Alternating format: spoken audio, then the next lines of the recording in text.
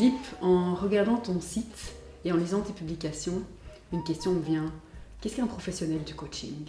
Un professionnel du coaching a au moins deux caractéristiques importantes. L'une, c'est qu'il a suivi une vraie formation de coach. Et la deuxième, c'est qu'il a une certification d'une fédération internationale comme ICF. Et quel est le lien entre la certification et ce module ?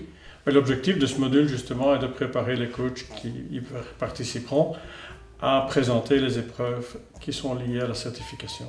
Et à qui s'adresse ce module ?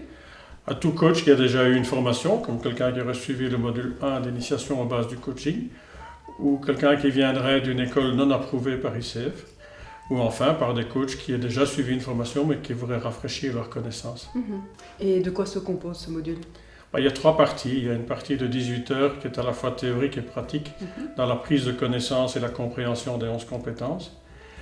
Une deuxième partie qui est du mentoring, qui est essentiellement pratique et dans laquelle chacun à son tour a l'occasion de faire un coaching qui est observé et qui est commenté.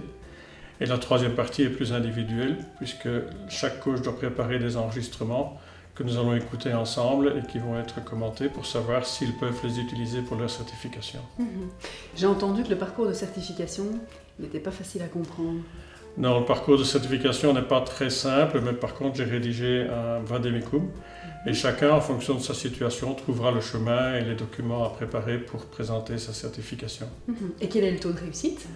Comme toi, Caroline, 100% des personnes qui ont présenté cet examen ont réussi. Merci beaucoup, Philippe.